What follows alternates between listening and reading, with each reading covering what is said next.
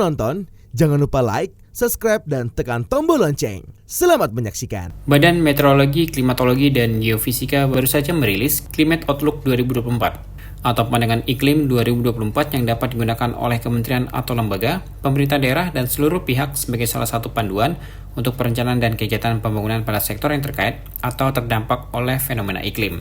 Kepala BMKG Dwi Korita Karnawati menyampaikan bahwa sepanjang tahun 2024, gangguan iklim dari Samudra Pasifik yaitu ENSO diperkirakan akan berada pada fase El Nino lemah atau moderat di awal tahun 2024, kemudian selanjutnya hingga akhir tahun 2024 diprediksikan berada pada fase netral. Terdapat peluang namun kecil untuk berkembang menjadi fenomena La Nina yang merupakan pemicu anomali iklim basah.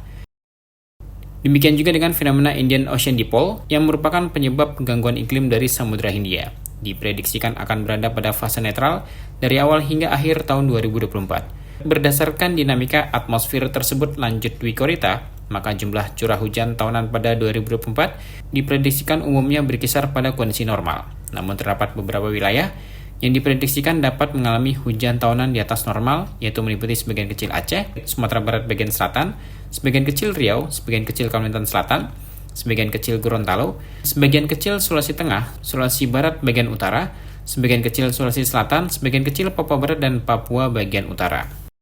Selain itu, tambah Dwi Korita, terdapat juga daerah yang diprediksikan akan mengalami hujan tahunan di bawah normal, yaitu meliputi sebagian Banten, sebagian kecil Jawa Barat, sebagian kecil Jawa Tengah, sebagian Yogyakarta, sebagian kecil Jawa Timur, sebagian kecil Nusa Tenggara Timur, dan Papua bagian selatan. Meskipun kemarau 2024 diprediksi berlangsung dengan normal, namun terdapat wilayah yang berpotensi mengalami kekeringan karena secara iklim memang memiliki curah hujan yang rendah, yaitu meliputi sebagian Lampung, sebagian Jawa, sebagian Bali, sebagian Nusa Tenggara Barat, sebagian Nusa Tenggara Timur, dan Papua bagian selatan. Sementara itu, Deputi Bidang Klimatologi BMKG Ardasena Sopaheluwakan mengatakan dalam pandangan iklim tersebut BMKG juga menyertakan sejumlah rekomendasi umum untuk sektor-sektor terkait atau terdampak oleh fenomena iklim tersebut. Di antaranya yaitu melakukan langkah antisipatif terhadap potensi jumlah curah hujan tahunan 2023 yang melebihi rata-ratanya atau melebihi batas normalnya, yang dapat memicu bencana hidrometeorologi basah seperti banjir bandang dan tanah longsor, maupun potensi curah hujan di bawah normal yang dapat memicu kekeringan dan dampak lanjutannya berupa kebakaran hutan dan lahan di musim kemarau 2024. Selanjutnya, Ardasena menambahkan meningkatkan optimalisasi fungsi infrastruktur sumber daya air pada wilayah urban atau yang rentan terhadap banjir, seperti penyiapan kapasitas pada sistem drainase, sistem peresapan dan tampung air agar secara optimal dapat mencegah terjadinya banjir. Selain itu juga perlu dipastikan keandalan operasional waduk, embung, kolam retensi, dan penyimpanan air buatan lainnya untuk pengolahan curah hujan tinggi saat musim hujan dan penggunaannya di saat musim kemarau.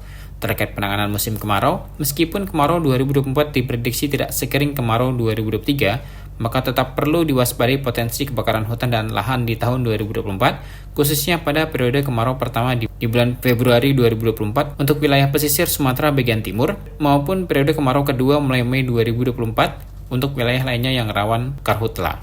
Tim Eljan Media melaporkan.